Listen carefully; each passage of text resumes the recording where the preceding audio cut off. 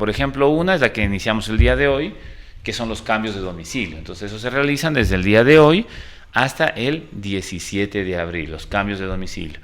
Cambios de domicilio que básicamente se los puede hacer a través de la página del Consejo Nacional Electoral, que está ahí el servicio de cambios de domicilio, pero que nosotros también lo estamos haciendo con brigadas móviles, en los espacios públicos, que sería el centro comercial y el terminal terrestre, y también tenemos el Gran Aquí y en el Super Maxi, ¿no es cierto? Esos serían los lugares donde estamos haciendo el cambio de domicilio, que si bien es cierto, insisto, se lo puede hacer en línea. De hecho, las brigadas que están en los diferentes puntos lo van a hacer también a través del sistema, pero va a ser con el apoyo de nuestros funcionarios electorales.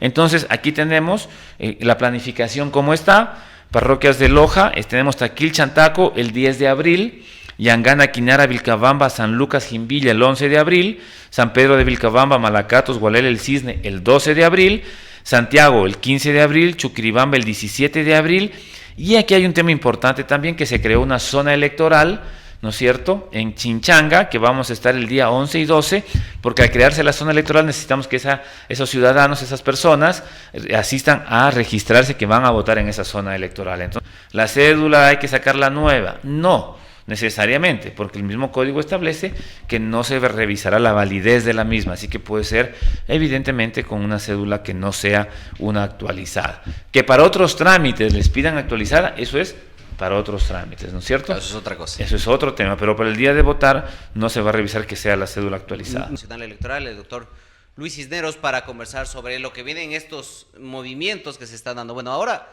doctor, el panorama electoral ha cambiado, ya no son las elecciones en febrero, ahora se mueven a noviembre. Pero con todo esto ya tenemos un cronograma establecido y obviamente quienes aspiren a participar o que sean parte de las organizaciones políticas tienen que ajustarse a esos nuevos calendarios. Un poco quizás por protocolo, de manera resumida para los que no les gusta andar leyendo tanto, cómo está el calendario electoral, cuándo inicia el asunto, cuándo vienen las primarias, porque otra de las cosas también que hay algunos que, a pesar de que parece esto el Padre Nuestro en las elecciones, si no pasa las primarias no puede ser candidato, para que usted pueda nuevamente decirles cómo está este calendario para las elecciones de noviembre, doctor. Buenas tardes. Sí, buenas tardes, querido John, Israel, y a todos en los medios. También un saludo a los ciudadanos y a todas las personas que siguen el programa a través de las diferentes plataformas, ¿no?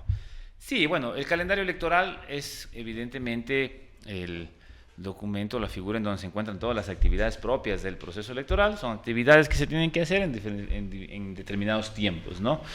Y claro, dentro de esas hay algunas actividades que son de necesaria importancia, digamos, o la ciudadanía quiere saber. Por ejemplo, una es la que iniciamos el día de hoy, que son los cambios de domicilio. Entonces, eso se realizan desde el día de hoy hasta el 17 de abril, los cambios de domicilio. Cambios de domicilio que básicamente se los puede hacer a través de la página del Consejo Nacional Electoral, que está ahí el servicio de cambios de domicilio, pero que nosotros también lo estamos haciendo con brigadas móviles. Tenemos brigadas móviles en el Cantón Loja, como tenemos brigadas móviles en cada uno de los cantones de la provincia. Una brigada móvil en cada uno de los GATS municipales, ¿no es cierto?, en los bajos de los GATS municipales. ¿A qué obedece esta decisión? Porque evidentemente tanto en este cantón como en los demás cantones, toda la ciudadanía, mejor dicho, de las parroquias urbanas y rurales, asisten al municipio a hacer sus trámites diarios, digamos, y también pueden aprovechar para hacer el trámite del cambio de domicilio. En el caso del Cantón Loja, en cambio, aquí tenemos brigadas en los espacios públicos, que sería el centro comercial y el terminal terrestre, y también tenemos el Gran Aquí y en el Super Maxi, ¿no es cierto? Esos serían los lugares donde estamos haciendo el cambio de domicilio, que si bien es cierto, insisto, se lo puede hacer en línea. De hecho, las brigadas que están en los diferentes puntos lo van a hacer también a través del sistema, pero va a ser con el apoyo de nuestros funcionarios electorales. Eso, digamos, como una primera actividad importante para que los ciudadanos tengan conocimiento. Y ya también hay las actividades propias de las organizaciones políticas, ¿no es cierto?, partidos o movimientos, y que eso también incluye tanto los procesos de democracia interna, como también incluye la solicitud de inscripción de candidaturas. Y aquí la primera diferencia es que los procesos de democracia interna, nosotros asistimos como delegación provincial electoral, los mismos que se van a realizar del 18 de junio al 2 de julio, y ya, digamos, las inscripciones o la solicitud de inscripción de candidaturas, que esa se va a realizar del 2 de agosto al 17 de agosto, esta solicitud ya se la hace ante la Junta Provincial Electoral, ¿no es cierto? Entonces es importante que tengan claro eso las organizaciones políticas, y también en esta misma fecha será lo que se inicie con las alianzas electorales, pero en este caso las alianzas electorales van más allá de la solicitud de inscripción, van del 18 de junio al 18 de julio, ¿no es cierto? ¿Y por qué? La gente se va a preguntar por qué las elecciones primarias son el 18 de junio hasta el 2 de julio, y las alianzas empiezan el 18 de junio hasta el 18 de julio, y claro, eso tiene una explicación netamente técnica y legal, ¿no es cierto? Porque las organizaciones políticas pueden hacer elecciones primarias, ¿no es cierto? Separado. Exactamente, por separado, ¿no es cierto? Pueden hacer por separado o también las pueden hacer en las alianzas electorales. Entonces ahí podrían hacer, digamos, una alianza electoral y ir a primarias, o después de que terminen sus primarias decidir hacer una alianza electoral, y del 2 al 17 de agosto solicitar la inscripción de candidaturas a la Junta Provincial Electoral. Ahora, con este panorama la cosa está clara, es decir, quienes en este caso quieren incursionar al menos en el ámbito político partidista para las elecciones de noviembre, tiene que hacerlo ya. Están con los tiempos más limitados incluso de lo que normalmente hay, y si no están organizados, mucho peor todavía. Pero ahora, doctor, en esto ya estamos claros con el calendario que en este caso usted nos manifiesta, pero ya comienzan a haber algunas dicotomías, porque la mayoría de estas elecciones se maneja alrededor de las figuras. Por poner un ejemplo, hablemos de Zapotillo, lo que es hoy en día la figura del movimiento de un movimiento político en Zapotillo, que es la señora Juliana Rogel. De lo que yo tengo entendido un poco, parece que está con unos problemas de glosas, algunos temas así. La pregunta va ahí un poco más para que usted nos la pueda aclarar. Ella, con algunos temas con los que se encuentra hoy en día, independientemente de la parte legal, ella podría ser en este caso candidata para la alcaldía por su movimiento político o por cualquier otro en especial, porque ahora nos preguntan mucho más de las figuras que en el tema que la parte de los partidos. Ya, sobre la base de esa realidad, de ese tema del ser, de lo ontológico, hay que recordar primero que hay requisitos tanto para las organizaciones políticas como requisitos para las personas que van a ser candidatos o candidatas a las diferentes dignidades. Y claro, las organizaciones políticas, al momento de que están conformando sus listas, deberán cumplir los requisitos de paridad, de inclusión intergeneracional, es decir, de jóvenes de 18 a 29 años, ¿no es cierto? Y además, las personas que están integrando las listas deben cumplir requisitos. Del artículo 92 en adelante, en el Código de la Democracia, van a encontrar algunos de los requisitos. Pero los principales, ¿no es cierto?, que establece en su principio, a lo que leemos este capítulo de las candidaturas, está ser mayor de edad, ¿no es cierto?, estar en goce de los derechos políticos y no tener ningún tipo de inhabilidad que se establezca en la Constitución y en la ley. Ahora, para usted estar en goce de los derechos políticos, no tiene que tener ninguna sentencia ejecutoriada que a través del juez, ¿no es cierto?, nos haga conocer a nosotros que se le ha suspendido los derechos políticos, ¿no es cierto? ¿Qué pasa mucho? A nosotros nos llegan muchos documentos de judicatura, en el caso del Tribunal Contencioso Electoral, que decida sobre la base de lo que corresponde a la suspensión de derechos, nos haga conocer que a alguien se le ha suspendido los derechos políticos, ¿no es cierto? Entonces, quien no tenga una sentencia ejecutoriada en ese sentido, puede participar si está en goce de los derechos. Y aquí hay que hacer una aclaración. Siempre lo hemos dicho, pero insistimos, y es importante que incluso desde los medios y las mismas organizaciones políticas tengamos responsabilidad en lo que se dice.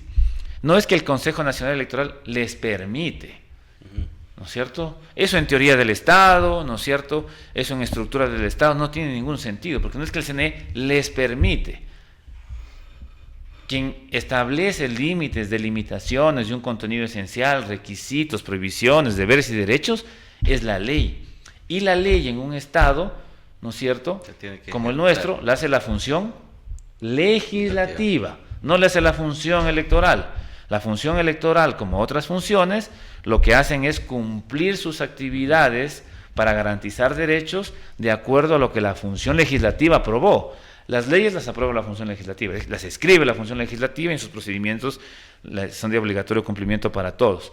Y en este caso, la ley establece, el Código de la Democracia establece que únicamente no podrán participar quienes ya tengan la sentencia debidamente ejecutorial. Entonces, que se le inició un proceso administrativo, que se le inició un proceso judicial o una investigación previa penal, evidentemente, ¿no es cierto?, estamos claros que eso no es la suspensión de derechos políticos de una persona y que está en el goce de sus derechos hasta que la autoridad competente diga lo contrario. Y justamente eso es bueno que usted lo pueda aclarar, porque obviamente para evitar ese tema de la incertidumbre es bueno siempre mencionarlo. Es decir, mientras no esté el tema en firme, tranquilamente puede ser candidato. Tenga las demandas que tenga y esté en la instancia que esté, para que un poco se lo tenga más claro. Es decir, si hoy en día no está ejecutoriada lo de Juliana Rogel, tranquilamente podría ser candidata, en menos palabras. Claro, y ahí este se hace sobre la base, sobre el fundamento de derechos fundamentales, de derechos constitucionales, ¿no es cierto?, que son ¿cuáles? La presunción de inocencia, ¿no es cierto?, el derecho a la defensa y el debido proceso, ¿no es cierto?, tanto en instancias administrativas como judiciales. Y claro, alguien que le presente una denuncia, ¿no es cierto?, una demanda o se le inicie un proceso administrativo, tiene que garantizársele, dentro del derecho de la tutela judicial efectiva constitucionalmente reconocido, debe garantizársele el derecho a la defensa, a la presunción de inocencia y al debido proceso. No la denuncia implica ya que se le van a retirar sus derechos o no se le va a permitir ejercerlos. Eso en el caso de poner el ejemplo del tema de Juliana Rogel. Ahora vamos a Paltas también, porque eso es otro de los temas más que se está debatiendo. ¿Por qué? Porque el exalcalde, no sé si estoy en lo correcto, ya él ha ido a un proceso de reelección. Lo que fue ahora es destituido. El exalcalde, hablo obviamente del licenciado Jorge Feijóo. Sin embargo, existe una reunión del movimiento de Paltas por el Cambio, donde convocatoria para la candidatura del licenciado José Luis Feijóo. Y un poco le dejo esto para que se pueda dejar en claro muchas cosas, porque yo sé la intención que tienen las figuras y está muy bien, ellos pueden poner al candidato que quieran y hacerlo como quieran. Otra cosa es que pase. Pero sí un poco dejarle ciertas cosas así claras a la gente para que no exista esa confusión. En el caso, por ejemplo, del licenciado Feijóo, ¿él puede o no postular a la alcaldía de Paltas pese a todo el contexto que le acabo de mencionar, doctor? A ver, primero de eso, John, hay que dejar claro, ¿no es cierto? Usted en el derecho penal de ciertos autores y en el derecho en general, usted tiene lo que se denomina la teoría de roles, es decir, cada quien debemos cumplir un rol. Y claro, y esto está de alguna manera establecido también en el Código, en la Constitución de la República, artículo 226, que nos establece o nos atribuye competencias y facultades. Para decidir respecto de una solicitud de inscripción de candidaturas no tiene que decidir el director del Consejo Nacional Electoral, sino la Junta Provincial Electoral. Entonces, yo mal haría en pronunciarme de manera anticipada sobre un hecho que todavía no se ha dado y que posiblemente se deba dar, cuando será otro organismo el que tenga que decidir. Pero lo que sí podemos decir es lo que está hoy escrito en la ley, ¿no es cierto?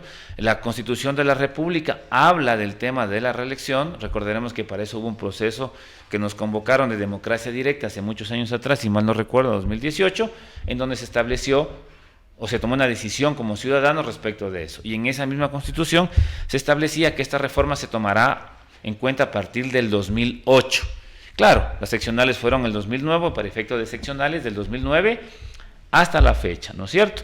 Es decir, del 2009 hasta la fecha, y conforme incluso lo dice el artículo 96 del Código, que con su permiso yo me voy a permitir leer, dice, artículo 93, los dignatarios de elección popular podrán reelegirse por una sola vez, consecutiva o no, para el mismo cargo, ¿no es cierto? Es muy claro lo que establece, es lo mismo que dice la Constitución.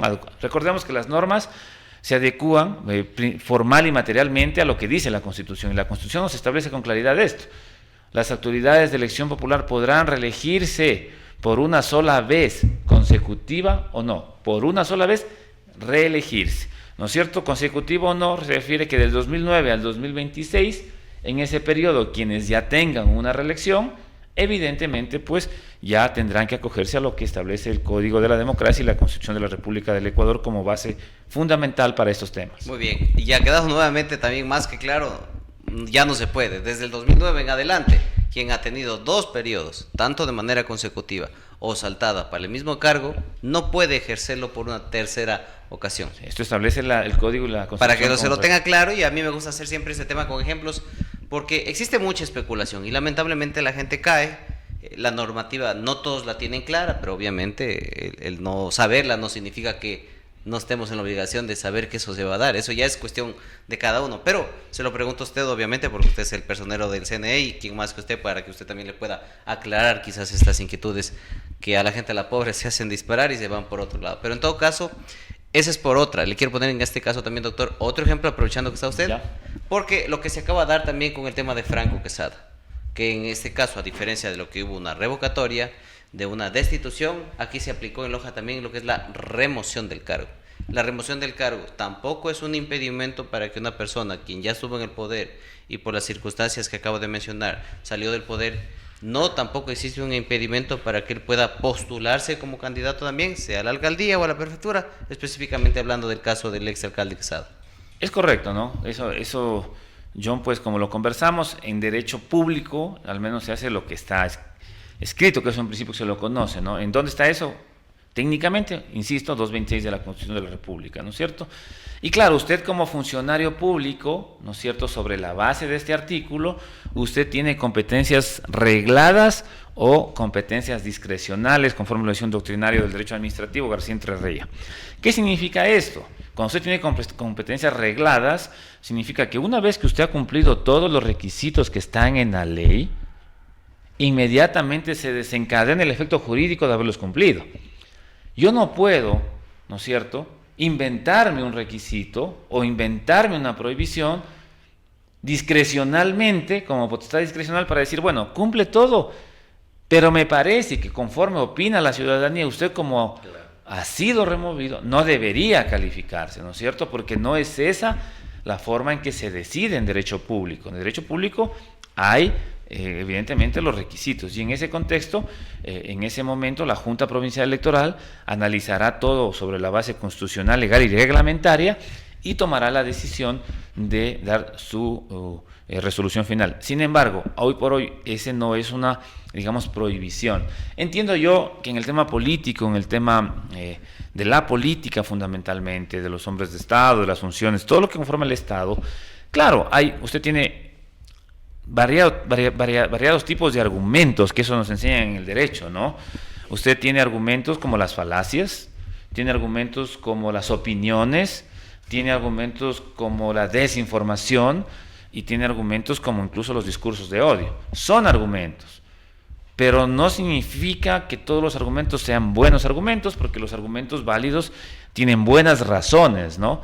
Y en el caso del derecho, las buenas razones son las jurídicas. Que lo de acá está permitido, libertad de expresión, opinión, inclusive la misma Corte Interamericana de Derechos Humanos, como la Corte Constitucional ha dicho, el funcionario público está expuesto a un escrutinio inclusive a ese nivel, ¿no es cierto?, esas críticas, siempre evidentemente que no se vulnere la línea que corresponde, pero sin embargo de eso, recordar que no porque hay una opinión, digamos, de alguna manera importante respecto de este tema, la autoridad o quien cumple la función pública deberá tomar una decisión en función de lo que se opina, sino que se deberá tomar una función de acuerdo a lo que la ley elaborada, escrita, ya aprobada y en vigencia por la función legislativa tenga que aplicarse. Muy bien, sí, bueno, ha quedado claro y justamente la idea de estas entrevistas son, yo sé que hay cosas que ya no debería preguntar, pero justamente de eso se trata. Sí, sí, claro que sí. Lo pueda redondar, lo pueda tener claro y bueno, cada quien saca sus propias conclusiones. Doctor, avanzando en la parte del tema electoral, ¿cómo se viene la parte organizativa? Porque también esto van a ver nuevamente el tema de la gente de las juntas receptoras del voto, es decir, hay que estar también saneado con el tema de las multas para evitar el tema de recargos y todos estos temas que posiblemente impidan que un ciudadano pueda ejercer sus votos, a pesar de que algunos tienen una cierta discrepancia con el tema de ir a votar, a algunos no les gusta ir a votar, pero son derechos que nosotros tenemos que ejercerlos como tal. No sé si ahí le puede dar en este caso nuevamente una explicación general de que estas cosas las deben evitar para que el día de mañana nos estén quejando de las sanciones que tarde o temprano les pueda dar. Claro, básicamente, John, ya lo que respecta a los ciudadanos, hay algunas cosas que aclarar. Yo recibo muchas llamadas el día de las elecciones y he recibido muchas llamadas durante este tiempo. Porque primero hay una confusión en lo que es el voto en casa, ¿no es cierto?, con el voto de las personas de la tercera edad. Partiendo del hecho que las personas de la tercera edad tienen voto facultativo, ¿no es cierto? Pero sin embargo, si desean votar y además tienen cumplen con lo que la norma establece respecto a ser beneficiarios del voto en casa, también lo pueden hacer, pero no es la misma figura, ¿no? El voto en casa está dirigido a un segmento de la población de más de 50 años de edad. El tema de la discapacidad hasta el 65% o más física, ¿no es cierto? Y ya no se pide el carnet del CONADIS porque ahora en la cédula usted, evidentemente, producto de la gestión interinstitucional, ya aparece, ¿no es cierto?, si usted tiene o tiene la discapacidad. Entonces, que cumplan las dos condiciones y ahí se registran, se valida, se hace visitas, fichas técnicas a las casas y queda conformado quienes van a hacer el voto en casa. Las personas de la tercera edad, ¿no es cierto?, ese día de las elecciones ya no pueden, por el hecho de ser de la tercera edad, ¿no es cierto?, solamente por el hecho de ser la tercera edad, pedir el voto en casa, porque ya explico para qué segmento está dirigido, ¿no es cierto? Las personas que son de la tercera edad, primero, tienen voto facultativo, eso por un lado. Por otro lado, las personas que van a sufragar, no importa que tengan multas, John, pueden sufragar, pero recordemos algo, que hayan podido sufragar no significa que la multa anterior se les borra. La multa anterior seguirá constando en el sistema del del Consejo Nacional Electoral, como constará, por ejemplo, en el Servicio de Rentas Internas, en el Seguro, en el Ministerio de Trabajo, ¿no es cierto? Y además un tema también que es importante, es que los ciudadanos siempre nos preguntan la cédula, que es un tema que recurrentemente pregunto. ¿La cédula hay que sacarla nueva? No, necesariamente, porque el mismo código establece que no se revisará la validez de la misma, así que puede ser evidentemente con una cédula que no sea una actualizada. Que para otros trámites les pidan actualizada, eso es para otros trámites, ¿no es cierto? Eso es otra cosa. Eso es otro tema, pero para el día de votar no se va a revisar que sea la cédula actualizada. Nuevamente, doctor, porque hay un poco, me deja una inquietud un ciudadano antes para ir terminando la entrevista. Pregúntele al personero del CNE si en las parroquias se están realizando los cambios a domicilio. En las parroquias, digamos, es un tema bastante complejo, por eso hemos decidido hacerlo en las cabeceras cantonales, que es a donde todo el mundo acude a hacer sus cambios de domicilio. Sin embargo, si tenemos un calendario, vamos a empezar con, si usted me permite, John, para ser más efectivo, si usted me permite leerlo para que la ciudadanía también tenga claro, vamos a hacer un recorrido en las parroquias rurales del Cantón Loja.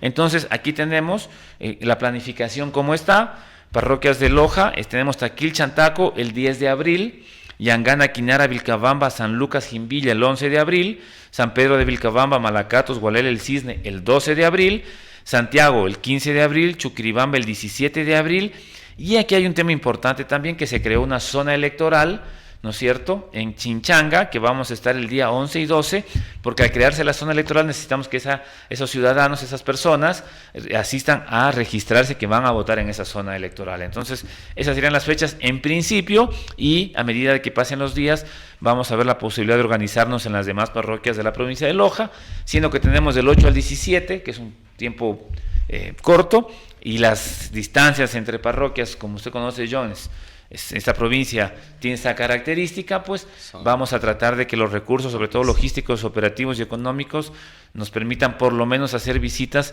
a ciertas parroquias que consideramos prioritarias en este contexto. Muy bien, doctor, agradecerle por venir a lo del Momento Loja. Hemos abordado por lo menos, creo yo, lo suficiente, y con ello pues le dejo con su mensaje final y nos vemos conmigo en una próxima ocasión.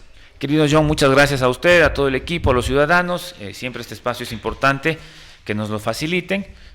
Nosotros sabemos que no le hacemos ningún favor a la ciudadanía, ustedes nos hacen el favor a nosotros de permitir venir acá, porque es nuestra obligación venir. Estamos sometidos al escrutinio público, que lo ha dicho, como digo, Corte Interamericana, Corte Constitucional, y pedirle a la ciudadanía que en este contexto siempre estemos, por favor, pendientes de las cuentas oficiales. Le comento un dato rapidito. Cuando sucedió el tema de la reprogramación de las fechas del calendario, algunas personas, inclusive autoridades, me decían, me mandaron esto. Yo lo que le respondí, eso no es la cuenta del Consejo Nacional Electoral.